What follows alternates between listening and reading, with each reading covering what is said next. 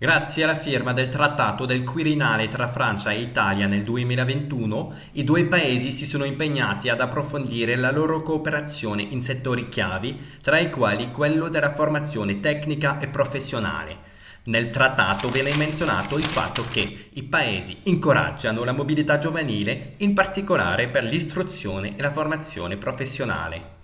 A tal fine, all'inizio dell'anno scolastico 2022-23, il Dipartimento di Cooperazione Educativa e Linguistica dell'Institut Français Italia ha preso contatto con diverse organizzazioni italiane e francesi, tra le quali ITS, Istituto Tecnico Superiore di Cagliari, e il CMQ, Campus des Métiers et des Qualifications di Brest.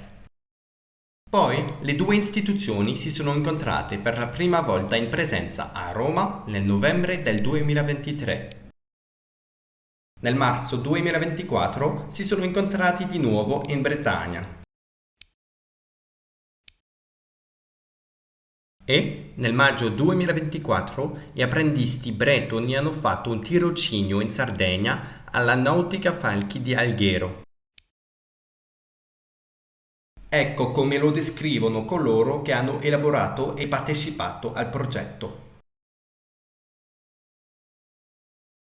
Sono la dottoressa Claudia Caddeo della Fondazione Academy ITS Mosos di Cagliari. Il Quirinale siglato nel 2021 dal governo francese e quello italiano ha dato vita ad un rafforzamento della cooperazione bilaterale. I due paesi si sono impegnati a favorire la mobilità, in particolare attraverso il programma europeo Erasmus+, e a costruire uno spazio europeo dell'istruzione terziaria. Je suis Leïla Chaïb, attachée de coopération pour le français à l'Institut français Italia pour les régions de Calabre, Sardaigne et Sicile.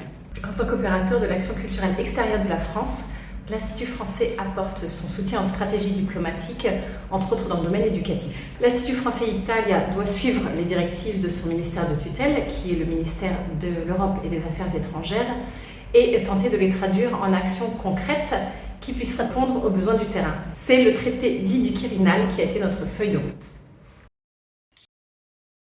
En tant qu'attaché de coopération pour le français, je dois avoir une compréhension assez fine du terrain pour pouvoir ensuite proposer des actions concrètes et pertinentes. Pour ce faire, donc, j'ai rencontré le responsable de la formation professionnelle pour la région administrative de Sardaigne au début de ma mission. Il m'a expliqué les grands enjeux actuels et m'a immédiatement mise en contact avec l'ITS Mossos. Après avoir cerné donc les enjeux et les besoins spécifiques de l'ITS Mossos, j'ai recherché un partenaire éventuel, donc un CMQ en France, qui pouvait avoir des caractéristiques à peu près similaires à celui de Cagliari.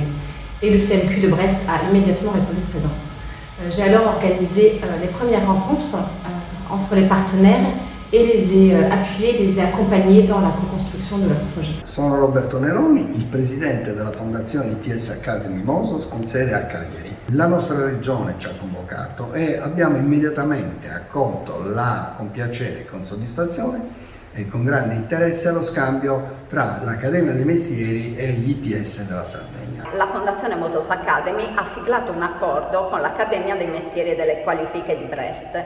Ci siamo proprio recati a marzo del 2024 a Brest per conoscere i partner e le realtà formative e imprenditoriali della regione. Abbiamo visto anche i ragazzi all'opera. Al nostro rientro abbiamo individuato una nostra azienda partner, la Nautica Falchi di Alghero, che ha accolto gli studenti dal 25 giugno al 4 luglio 2024. Je m'appelle Florence Basseville et je suis la directrice du CFA du pôle formation UIMM Bretagne. Donc c'est un centre de formation d'apprentissage dans les métiers de l'industrie. Le projet avec ITS Mossos s'inscrit dans un projet plus global, avec la volonté du CFA de faire partir nos jeunes de Bac Pro et de BTS en mobilité européenne et internationale. Je m'appelle Jocelyn Chenel et je suis chef d'un projet de mobilité à l'international. Alors 3 Bac Pro sont déjà partis en Italie, en Sardaigne en l'occurrence. 2 chaudronniers, dont Yanis, et un maintenancier. Leur principale source de motivation, je dirais que c'est d'avoir de meilleures compétences pratiques, découvrir une nouvelle pratique professionnelle.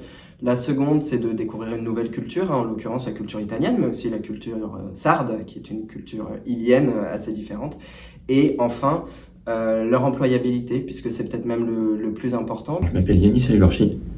J'ai suivi un baccalauréat technicien en chaudronnerie industrielle pendant 2 ans, au sein du pôle formation UIMM Bretagne. Mon métier consiste à travailler le métal. Pendant ce stage, j'avais plusieurs postes. Premièrement, je m'occupais des moteurs, donc tout ce qui était mécanique et également maintenance. Et par la suite, ils m'ont confié la mission de sangler les bateaux aux remorques, puis de les mettre à l'eau et également de récupérer les bateaux mis à l'eau, depuis les sangler sur la remorque et également les ramener à l'entreprise. Ce stage, c'était l'occasion pour moi de me découvrir dans un autre métier que le mien, dans le domaine de l'industrie. Et ça m'a permis de me challenger sur des choses que je ne pensais pas forcément être capable de réaliser. Ce que j'espère dans le futur proche, c'est qu'on continue ce partenariat et que demain, on évolue, le nombre de jeunes augmente et on puisse aller les rencontrer dans leur centre de formation. Quelque chose qui nous anime beaucoup, et je sais que ça anime aussi nos amis sardes, c'est de faire de l'échange académique.